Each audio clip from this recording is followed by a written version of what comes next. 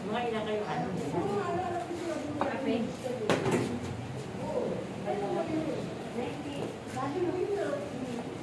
Ano talaga meron ba talaga ito?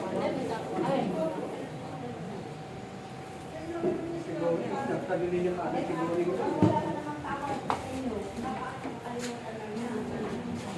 ay talaga.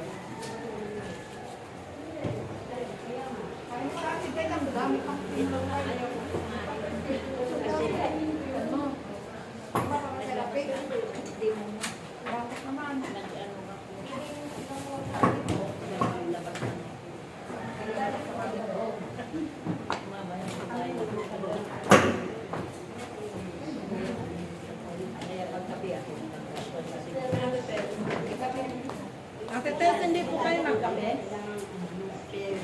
Kaya nga lang,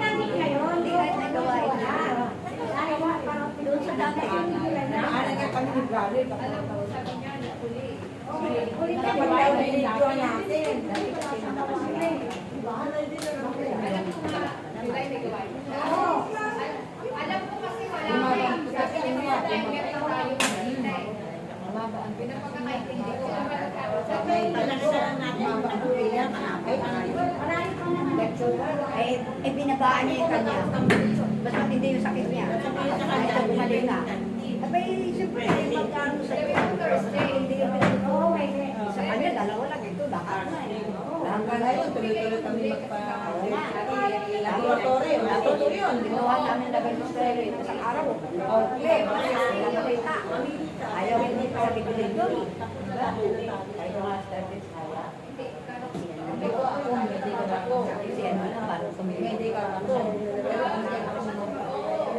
Ang doktor ko ay ano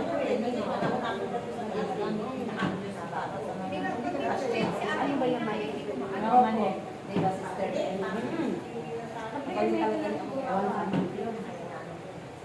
Kaya sister Rose din kasi akala ko lang dati sa amin lang. Sa amin sila na kayo. Kasama din si Aro? Oo. Siya na. Siya na kasi namin ang sister.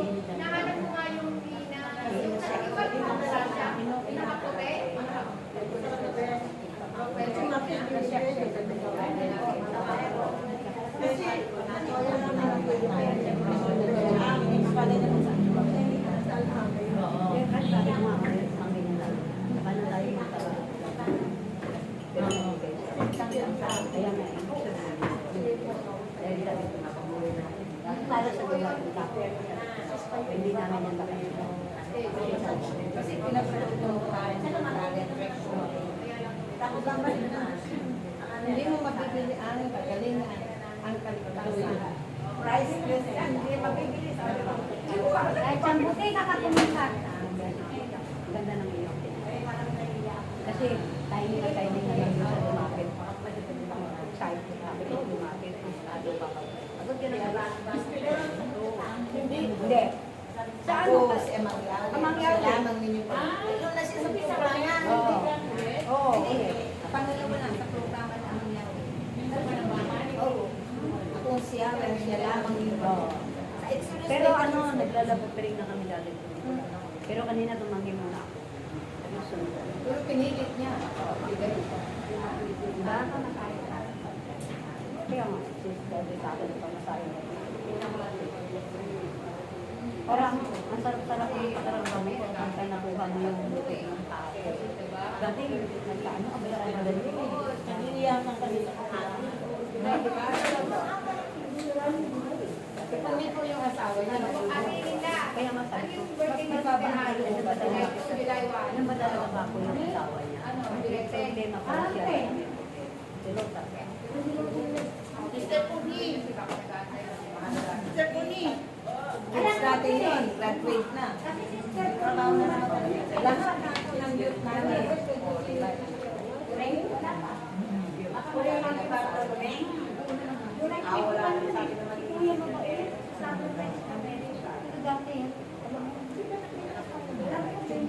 Alam niya, yung dati,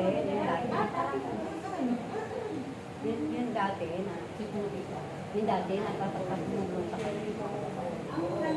Pagkapunta kami doon sa Scaldinos, alam niya may gawa. Wala siya kaya pa ng panahon. Wala kami binabagit ang mga pangalan. Kaya lang hindi tama yung aming ginawa. Sorry. Patayin mo na nga.